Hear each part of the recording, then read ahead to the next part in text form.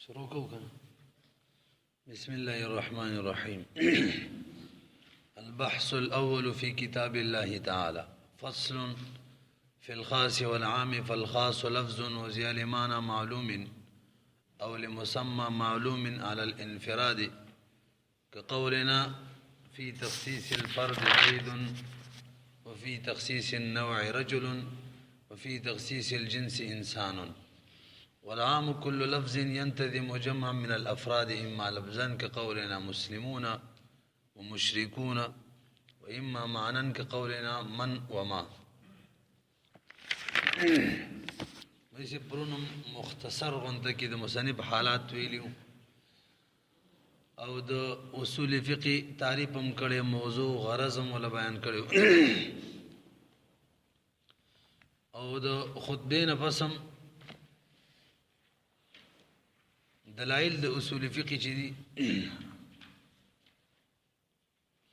هم د فقه اصول چې دي نو هغه بیان کړي. مونږ ول د فقه څلور اصول دي، یو کتاب الله دی، یو سنت رسول دی، یو اجماع امت دی، او بل قیاس. او دی څلور مینس کې موجه حصر ویلی و به مونږ ویلیو پټولو کې اصل الاصول چې دغه کتاب الله دی. د کتاب الله نه نور مروتی دي، نو مصنف کتاب الله پټولو کې مقدم کوخه ځکه دا د ټولو اصل دی.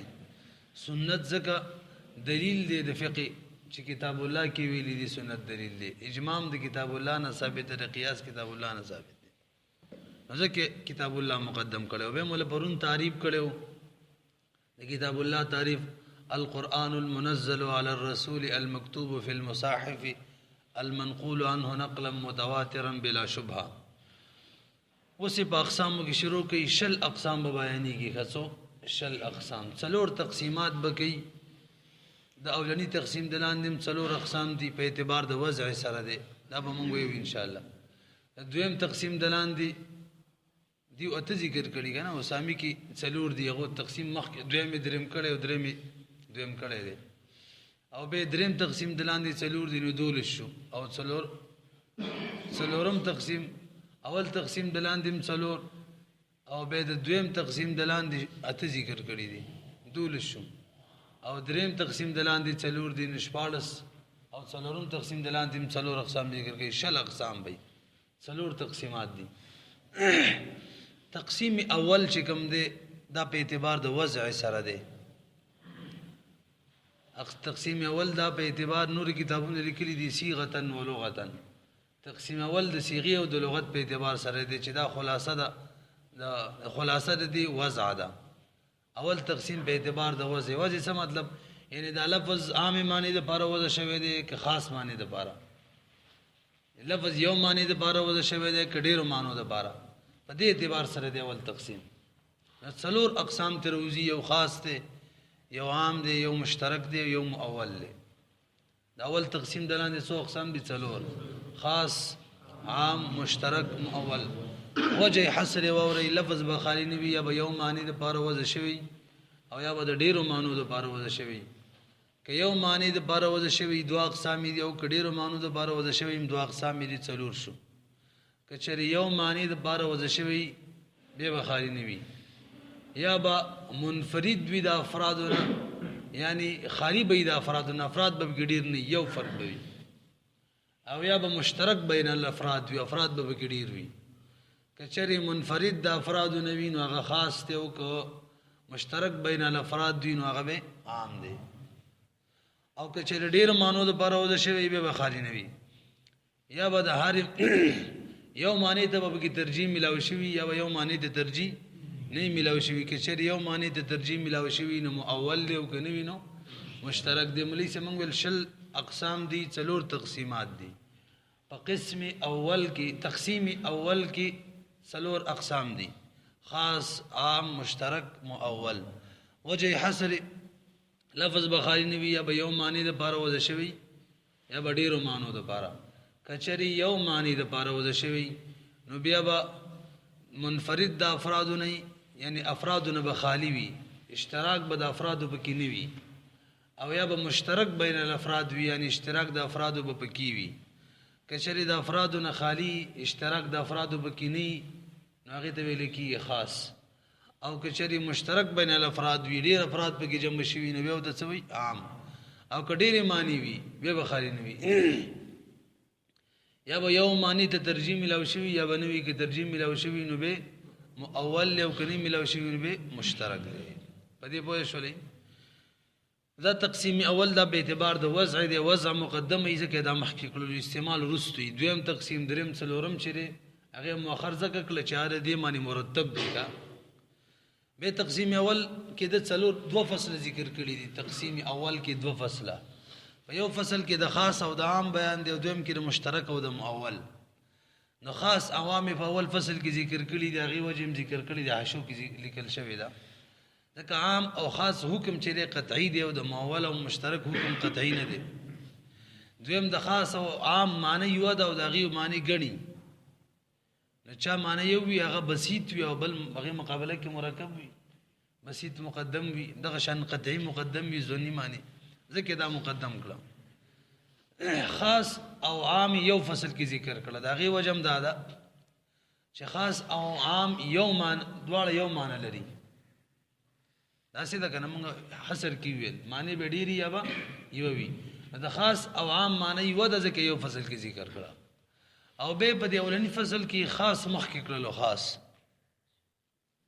خاص ځکه مخ کې کړلو چې خاص په مقابله د عام کې بسيط دی ځکه یو فرد دی او عام کې ډېر افراد وي او بسيط چی کنه دا مقدم وي ځکه دا جزوي او مرکبي کل وي او جز چی کنه اجزا دا په کل معنی مقدم دا پکې دی پرې مقدم وي امنس کې شی دی مقدم رستتی مکمل پکې جوړي وي خونه مقدم وي اجزا چی دا په کل معنی مقدم وي بهرحال خاص ځکه مقدم کړو ایو زیتی خبرې دي دا شروع کې خلک لګي کوي اړم نه غوړي خو هم کړلې بیر بار بل سړي نه کو صحیح ده فصل فی الخاص ولې سیب دلته بر خاص تعریف کوي او د خاص اقسام به بیانې تعریف د خاص اقسام د خاص دعا اور پسې تعریف د عام کوي دریشو زمنګ نننی سبق کې څلورم نمبر د خاص حکم بیانې او پنځم به تفریق کوي دا پنځه باسونه بیان کوو د خیره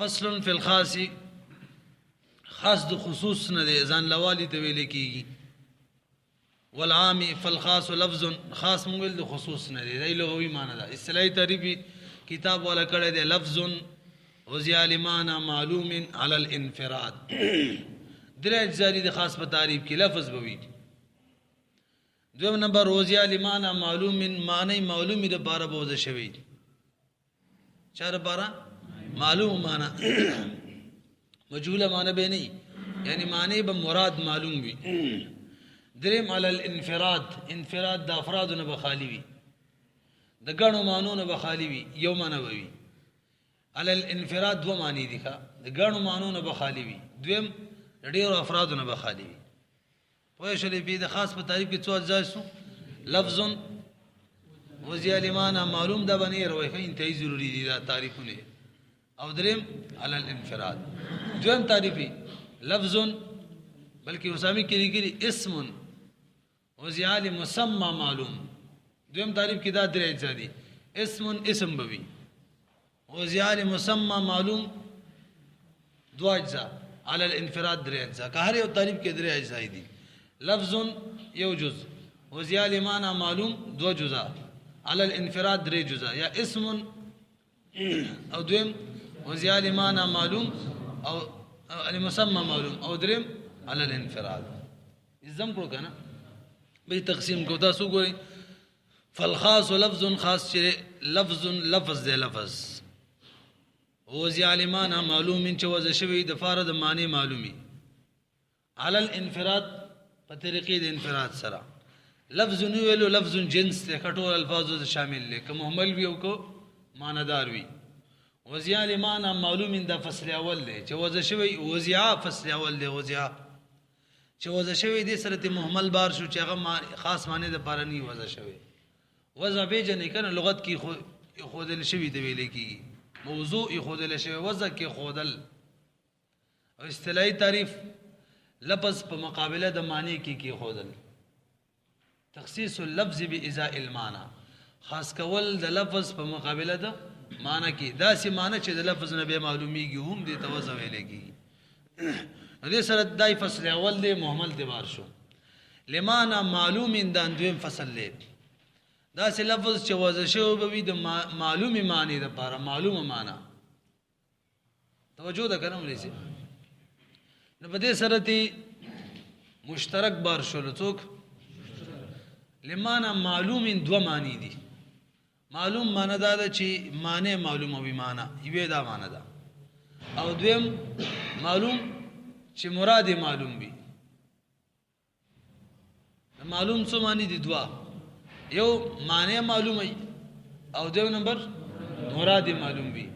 کشری لمانا معلوم کې موږ اوله معنی واخلو، یعنی چې معنی معلوم وي، مشترک تنه بار کیږي، ځکه مشترک هم معلومه معنی کنه. عین معنی سترګم معلومه ده، د عین معنی ګوند دا ګټنم معلومه ده، او چینه چې دا هم معلومه ده. داسې ده کنه. نو که معلوم نه موږ معلوم المعنی واخلو، معلوم المعنی، نو مشترک تنه بار کیږي. او یو د معلوم معنی د معلوم المراد چې مراد معلوم وي، نو به په دې سره مشترک بار دی. ځکه مشترک کی مراد نه معلوم چې عین نه کوم یو مراد دی، سترګه مراد ده، سونت مراد ده، چشمت مراد ده، خیال هم ده کنه. نو که معلوم المراد شي څوک دی بار شو؟ مشترک دی بار شو. او که معلوم البیان شي دسی وای معلوم البیان، نو به مشترک نه دی بار ښه. لفظ جنس وزیا سره فصل اول محملات بار شو. لمانا معلوم که معلوم البیان وی څوک نه دی بار، او که معلوم المراد وی مشترک بار شلو. او علی الانفراد سره به عام بار شي. عام کې انفراد نه بلکې اشتراک پکې وي. ورسېدلې پی. او که معلوم البیان شنو لفظ جنس وزیا سره محملات بار شول. او علی معلوم لمانا معلوم سره مشترک خو بار نشو کنه، نو علی الانفراد سره مشترک هم بار شو، عام هم بار شو. مشترک ولی بار شو؟ منګه د انفراد معنا وکړه چې ځان لې د غنو مانو نه، غنی معنی پکې نه. مشترک کی خو غنی معنی اعتبار شو. او انفراد کې چې مول انفراد دو معنی دي، ځان لې د غنو مانو نه، دې سره مشترک بار شي. ځان لې د ډیرو افرادو نه، افراد اشتراک پکې نه وي، دې سره دا معنی هم ده، نو به وته عام بار شي. او دبل تعریف کې شي لفظ بلیکلی اسم لمسمى معلوم علی الانفراد. نو دلته لفظ سره ولګوي ځکه دی لفظ ذکر کړي. لفظ جنس دی وزیا سره محملات بار شو. لمسمى معلوم سره که معلوم البیان وی بیان نسوک تنی دی بار، او که معلوم المراد وی نو مشترک بار شلو. او علی الانفراد سره با یا صرف عام بار شي، که مشترک مخ کې بار شي، او که مشترک نه بار شي، نو به مشترک او عام دواړه بار شي. په پوه شولې؟ اوس اعتراض دی چې دا دوه تعریفونه ولې ذکر کړل؟ یو کافی وکنه. ورته دا دوه تعریفونه دي، لفظ وزیا لمعنى معلوم علی الانفراد، دویم لفظ وزیا لمسمى معلوم علی الانفراد. دا دوه تعریفونه ولې ذکر کړي؟ ولې صرف دوه تعریفونه ځکه ذکر کړي دي؟ ما په خیال چې رستونه سبق یو نو په دې معنی به پوره پوه شو. دا دوه تعریفونه ولې دي معنی ورسره شو؟ مخکې راځي مخکې راځي. مونږ اول تعریف دی او دویم نمبر پسې تقسیم دی. تعریف ختم شو. هر ځای کې تاسو ګورئ تعریف مقدم وي تقسیم معنی غا، ځکه تقسیم دا حکم دی د احکاماتونه. تقسیم څه وي؟ حکم. او حکم اله لګي چې کله شی معلوم شي کا، دی وجنه تعریف مقدم وي په تقسیم معنی. مولوی صاحب د خاص درې اقسام دي: خاص الفرد، خاص النوع، خاص الجنس. ایو خبرم پرېخي ده کنه، اب دینه پسو د خاص سره څو اقسام دي؟ درې: خاص الفرد، خاص النوع او خاص الجنس. خاص الفرد چاته ویل کیږي؟ خاص النوع، خاص الجنس تعریفونه معنی ځان خپويه کوي. خاص الفرد هغه خاص ته ویل کیږي چې وضع شوی یو معنی د بارا داسې معنی چې فرد یو وی خارج کی. وضع شوی یو معنی د بارا داسې معنی چې داغه فرد هم یو وی. ادا سی وی چې وضع شوی د بارا معنی معین، وضع شوی د بارا د شخص معین. دواړه تعریفونه یو مقصد دی. خاص الفرد چاته وی هغه خاص ته ویل کیږي چې وضع شوی د بارا د یو معنی داسې معنی چې داغي یو فرد وي. لکه زید وضع شوی دی، دې سړي نوم سلمان دی. سلمان یو لفظ دی، دا وضع شوی دی یو معنی د بارا، دای معنی ده داسې معنی چې هغه صرف او صرف دا یو فرد دی. خیرم دې کنه یو آیا خاص الفرد هغه لفظ ته ویل کیږي چې شخص معین د پاره وځي شوی دا یو مقصد شو زید عمر بکر پیږي په دې معنی دویم نمبر د خاص النوع دا چاته ویل کیږي تا مال تعریفونه به دا سکو چې په مقصد مرسیږي خاص النوع هغه لفظ ته ویل کیږي هغه خاص ته ویل کیږي چې وځي شوی د خاص معنی د پاره وځي شوی د خاص معنی د پاره عام اعتبار شو هغه خاص معنی د پاره نه وځي شوی د دسی وي خاص النوع چاته وي دا هغه خاص ته ویل کیږي چې وځي شوی د یو خاص مفهوم د پاره داسې مفهوم چې د هغې د لاندې به ډېر افراد وي وضع شوی د یو خاص مفهوم دپاره داسې مفهوم چې د هغې د لاندې به ډېر افراد وي داسې افراد چې د هغو اغراض مختلف وي زم کړو که نه خاصونه و چاته وي هغه لفظ هغه خاص ته ویل کېږي چې وضع شوی د یو خاص مفهوم دپاره داسې مفهوم چې د هغې د لاندې ډېر افراد وي داسې ډېر افراد چې د هغو اغراض ما څه ویل مختلف وي متفق وي که اغراض متفق وي مثال به څه وي لکه انسان یو لفظ خاص دی وضع شوی یو خاص معنی دپاره چې هغه حیوان ناطق دی داسې ده که نه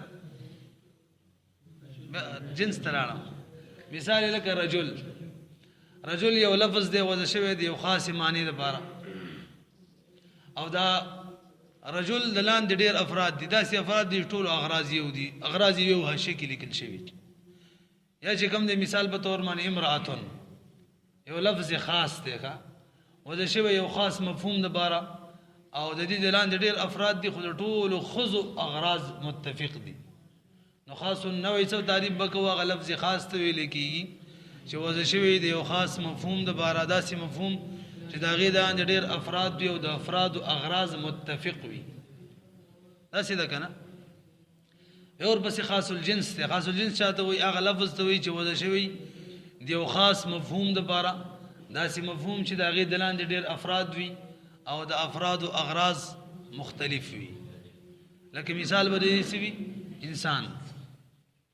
انسان د لاندې رجل هم دی او ښځې هم دي سړي هم دي او ښځې هم دي د ښځو یو اغراض دي او د سړو بېل اغراض یې مختلف دي رسې به دې باندې ونیسئ نو څو اقسام شو د خاص ترې خاص الفرد هغه خاص ته ویل کېږي چې وضع شوی ده یو خاص معنی دپاره داسې خاص معنی چې یو فرد لري یا وضع شوی دپاره د شخص معین خاص النوع هغه خاص ته ویل کېږي چې وضع شوی د یو خاص معنی او مفهوم دپاره چې د هغې د لاندې ډېر افراد وي او د افرادو اغراض متفق وي او خاص الجنس هغه خاص ته ویل کېږي چې وضع شوی د یو خاص معنی دپاره خاص مفهوم دپاره داسې خاص مفهوم چې د هغې د لاندې ډېر افراد وي او د افرادو اغراض مختلف وي بیا ورپسې حاشیه کې مثالونه ورکړي ورته وګورئ دا فرقونه ویمه که قولنا فی تخصیص الفرد لکه قول زمونږ په تخصیص الفرد خاص الفرد مثال بیانوي زید وفي تخصيص النوع رجل وتخصيص د نوع کې رجل د ځان لا اغراض دي وفي تخصيص الجنس انسان د لاندې رجل هم شته امرأه شته اغراض بدل دي شکل ذکر کړی دي فإنه تحت رجل وامرأة تحته رجل وامرأة والغرض من خلقة الرجل وكونه نبيا وليس د اغراض سړي بدل دي دا پیغمبري خزه پیغمبر نشي کېده امام به په دې پوهېږي که نه امام جماعت کې امام هم یادوي صغرا امامتۍ دپاره او کبرا سیاست کې هم ګورې بېنظیري کار نه کېږي او نه مریم نواز کار کېږي شریعت کې به شاهد فی الحدود به حدودو کې د ښځو ګواهي نه قبلېږي او په قصاص کې جمعې مونځ چې کوم دی صرف په سړو فرض دی اختر مونځونه اوس د ښځې اغراض وګورئ کونها مستفرشه دا به د سړي فرش وي ښه د سړي څه وایي مطلب سړی به بېره بری نن سبا ښځې هم د بره کېږي خو ښځه که د بره یو که د لاندې بهرحال موتو ای کا چا هم دا ونه ښځې کله هم چاته ونه ویل چې خاوند مې وتې کو دا نه وایي که د بره بشي هم خاوند وایي وتې مې کړې او که د لاندې بشي هم خاوند وایي وتې مې کړې ځکه مستفرشه ده آتیتم بالولد دا غرض دی بچي به راوړي سړی نه راوړي او د بیت د کور حوایج به کوي کور کم کارونه یې به ښځه کوي بهرحال د ښځې بېل اغراض دي او د سړي بېل اغراض دي وفي تخصيص الجنس انسان. په دې خبره پوه شي. اوس راځي غواله خبرم نیمه کې پریخي و مولوی صاحب دوه تعریفونه اول ذکر کړل. زکه د اول تعریف چې اول تعریف دا د خاص الفرد ته هم شاملو، خاص النوع ته هم شاملو، خاص الجنس ته هم شاملو. خو په خاص کې د ټول نه لوی خاص چې خاص الفرد دی، دا غي د عظمت د پاره دا دویم تعریف راوړو. دا صرف د خاص الفرد تعریف دی لمسمى چې شي. الابازي وای دا ولنې تعریف صرف د نوع او د جنس ته، خاص الفرد او خاص الجنس ته، او دا دویم تعریف صرف د خاص الفرد دی. پیګه به ملي صاحب دا نوې تعریف موږ بلم کو څنګه وایو؟ متفقین بالکلی مقول على كثيرين متفقین بالاغراض، دا نوې تعریف کو. او مختلفین بالاغراض جنس تعریف کو. نو منطقین چې کوم دي دا غو بیل اصطلاح ده او چړل ته ضرورت نشته دی پری وېدو کنه.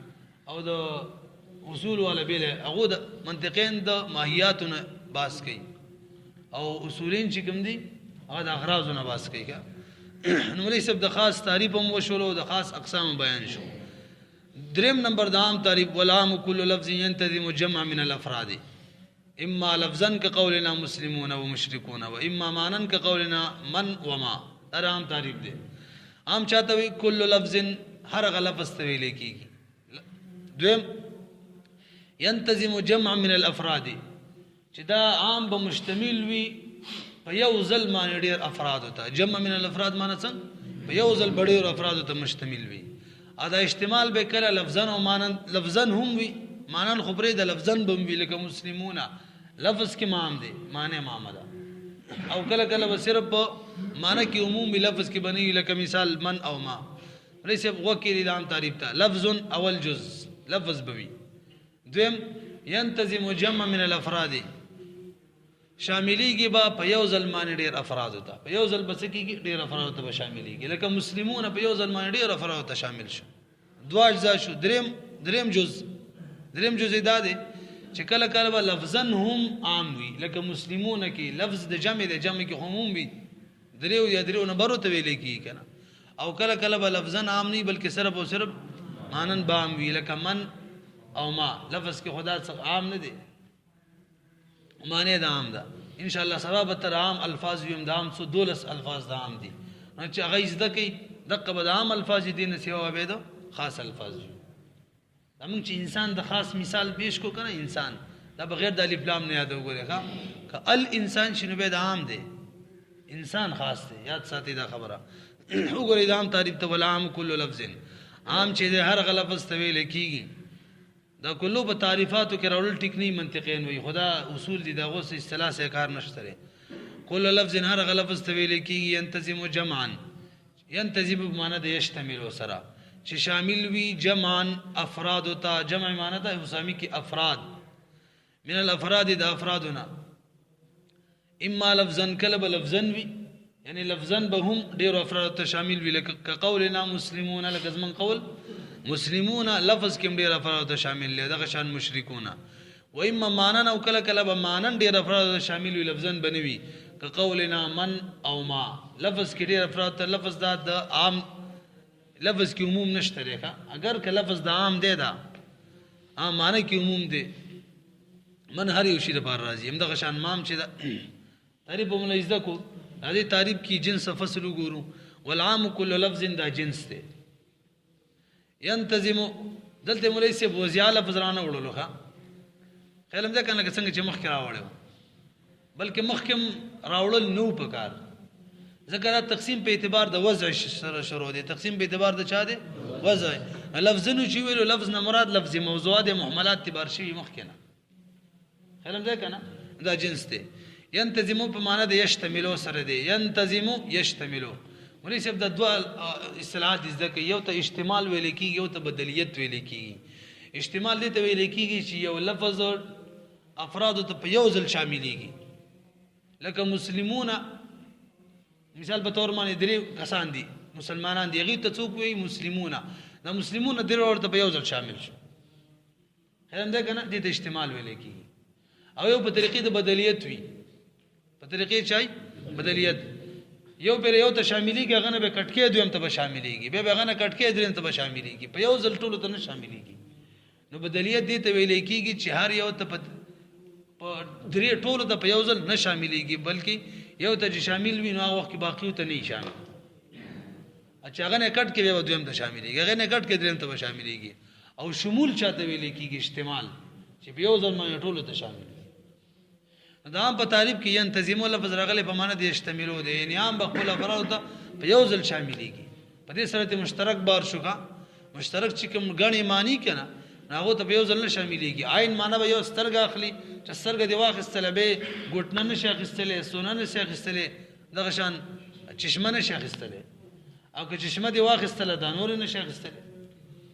په دې معنی پوه شئ کنه ينتظم معنا يشتمل دی. دینه څوک بار شو دا اول فصل له مشترک بار شو. جمعا معنا د افرادن په دې سره ته تسنیه بار شولا. څوک بار شو؟ تسنیه او اسماء عادت تی بار شو. تسنیه او د دې سره چې کوم نور اسماء عادت دیام تی بار شو. پیږي په دې خبره معنی دی ان شاء الله تاسو به توضیح کیوي وي چې دا اسماء عادت چې دي ثلاثه اربع وغيرها دا خاص دی او کام دي.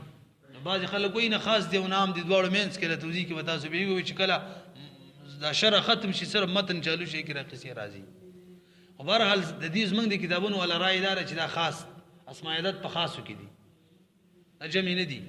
دې بوېږي ول اعتبار شو لکه جمع چاته عام چاته ډیر افراد ته شامل وي، تسنیه هم دوه ته شامل ډیر شو کنه. همدغه شان مثال ثلاثه دریو ته درې ډیر دي کنه، عشر لسم ډیر دي کنه، همدغه ډیر شو کنه شو. نو لې سمنګ د جمع سمانه وکړه افرادن هغه اعتبار شو کا تسنیه بار شولا اسماء عادت بار شو. ولی بار شو د تسنیه او اسماء عادت دلان دي افراد نه اجزای او اجزا او د افراد مینس کې فرق وی کا د شاو شاتر مینځه لږ وګو ته کې څنګه فرقونه پکې. د اجزا په مقابله کې کل راځي کل دې پیږي اجزا په مقابله کې او د افراد په مقابله کې هم تور کلی راځي. دې پیږي ته جزئیات ویل کېږي. نو اجزا چی اجزا د دیونه کل مرکب وي لکه چې دا کل دی پتی پي وبو چینی دای اجزا دي دغه نه شی جوړ دی دا سیده کنه دا. او د افرادونه دغه کوم کلی نه جوړ. انسان د زید امر بکر نه دی جوړ. فرق ته معلوم شو اجزاونه کل جوړ وي افرادونه کلی نه جوړ. دویم کچری یو جز نفی کی جز خلم ده کنه نو کل ور سره نفی کیږي. پته دې چېو نه لري کې به چېو ته څوک نه وي اسی ده کنه دا. خو که یو فرد لري کې یو جزء لري کې کلی ور سره نه ختميږي. یو انسان نه کړه زرانو انسانان مړ شي کنه انسان دی ډیر زیات امر بکر مړ شي انسان نه ختميږي. دریم دا کلی چی کنه په خپل افراد باندې حمليږي لکه زید انسان دا ویل شي خو کل په جز نه حملېږي. دا څنګه شي ویلې چې اوبه چي دي دا نه شي ویلې یې کنه. نو اجزا بیل شي دي افراد او جزئیات بیل شي دي ښا.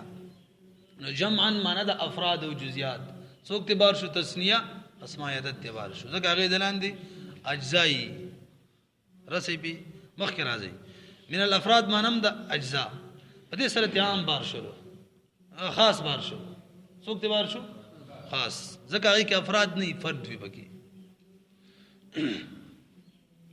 والعام كل لفظ جنس ينتظم سرتي فمعنى دي يشتمل مشترك بار شلو او جمعا من الجمعا سرتي څوک بار شو تسنیه او اسماء عادت او من الافراد سرتي.